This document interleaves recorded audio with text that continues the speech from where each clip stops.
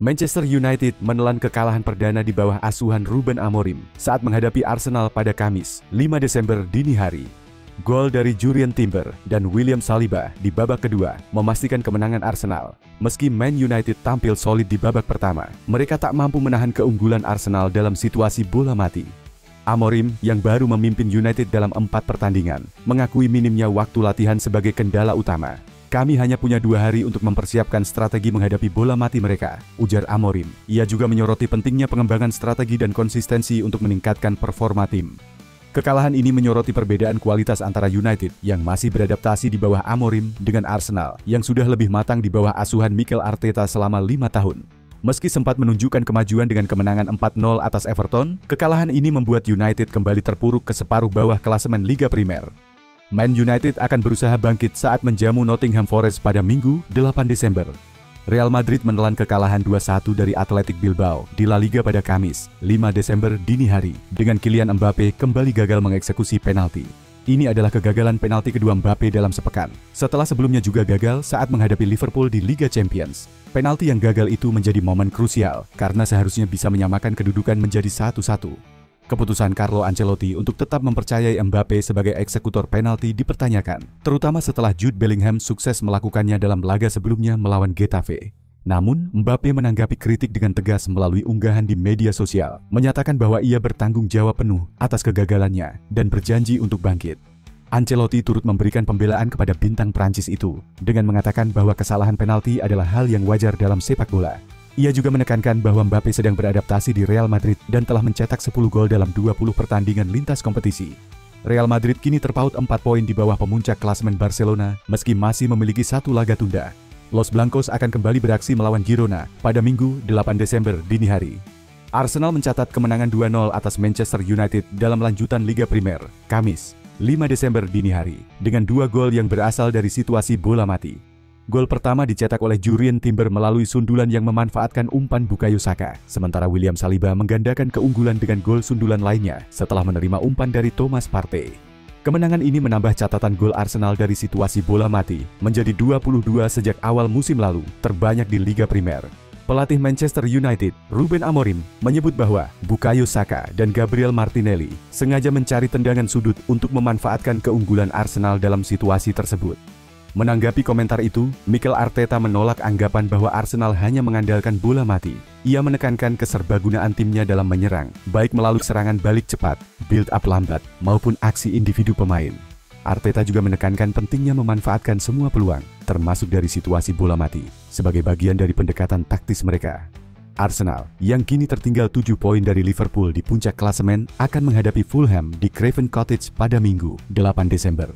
Untuk mempertahankan momentum kemenangan mereka, Bayern Munchen mempercepat langkah untuk memperpanjang kontrak Jamal Musiala, bintang muda berusia 21 tahun yang menjadi incaran klub-klub besar Eropa, termasuk Real Madrid dan Manchester City. Menurut laporan Vichages, Musiala akan segera menandatangani kontrak baru yang berdurasi 4 hingga 5 tahun, dengan gaji tahunan sekitar 25 juta euro, sekitar 418 miliar rupiah. Hal ini akan menjadikannya salah satu pemain dengan bayaran tertinggi di Allianz Arena. Musiala yang bergabung dengan Bayern dari Akademi Chelsea pada 2019 telah menjadi pemain kunci bagi Die Roten. Dengan kontrak saat ini yang akan habis pada 2026, Bayern memastikan bahwa mempertahankan gelandang internasional Jerman ini menjadi prioritas utama mereka. Negosiasi antara kedua pihak berjalan lancar dan hampir dipastikan bahwa Musiala akan tetap bertahan di klub. Langkah Bayern ini juga menjadi sinyal kuat kepada klub-klub pesaing bahwa mereka tidak akan menyerah mempertahankan pemain muda berbakat mereka. Sementara itu, Real Madrid yang sebelumnya tertarik pada Musiala, kemungkinan akan mengalihkan perhatian mereka kepada Florian Wirtz, bintang muda Bayer Leverkusen. Chelsea meraih kemenangan telak 5-1 atas Southampton di Liga Inggris, dengan Noni Madueke mencetak gol dan memberikan assist. Meskipun berkontribusi besar dalam kemenangan ini, manajer Chelsea, Enzo Maresca, tetap memberikan kritik kepada pemain sayap tersebut. Maresca mengungkapkan bahwa Madueke sebelumnya dicadangkan dalam laga melawan Aston Villa, karena kurang menunjukkan sikap yang tepat selama latihan. Ia menegaskan bahwa Madueke memiliki potensi besar, tetapi harus konsisten dan lebih ambisius, baik di pertandingan maupun latihan. Menurut Maresca, begitu dia mulai mencetak gol atau memberikan assist dan merasa senang, dia mulai menurun sedikit. Namun, Maresca juga memuji performa Madueke dalam laga melawan Southampton, menyebutnya fantastis dan berharap sang pemain terus bekerja keras. Chelsea menunjukkan kekuatan serang mereka dengan gol tambahan dari Axel Disasi, Christopher Nkunku, Cole Palmer, dan Jadon Sancho. Maresca menyoroti persaingan ketat di posisi sayap dengan 4 pemain berkualitas yang siap tampil. Maresca juga mengekspresikan kebahagiaannya melihat dukungan dari para penggemar, terutama dengan nyanyian Chelsea is back di St. Mary's Stadium. Ia mengakui bahwa hasil positif ini membantu membangun suasana tim yang lebih baik setelah 2 tahun penuh tantangan. Chelsea kini berada di posisi kedua klasemen Liga Inggris, di belakang Liverpool. Premier League memberikan klarifikasi terkait insiden yang melibatkan Kapten Southampton, Jack Stephens, dan bek Chelsea, Marc Cucurella.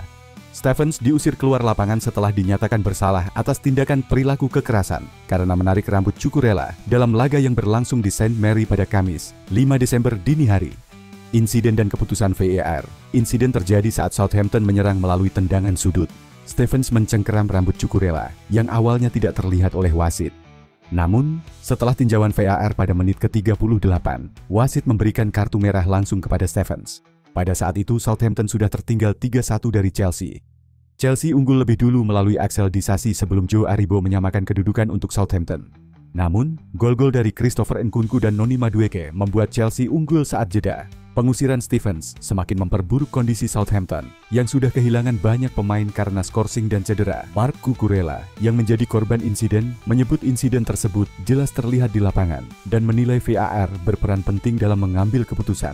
Meski begitu, ia menekankan bahwa dirinya tidak memiliki masalah pribadi dengan Stephens dan menganggap insiden ini sebagai bagian dari pertandingan. Bek asal Spanyol itu juga mengingatkan bahwa keputusan seperti ini dapat memengaruhi hasil pertandingan. Sebelumnya, Cucurella pernah menjadi korban insiden serupa pada Agustus 2022 ketika Christian Romero, Tottenham Hotspur, menarik rambutnya tetapi tidak menerima kartu merah kala itu.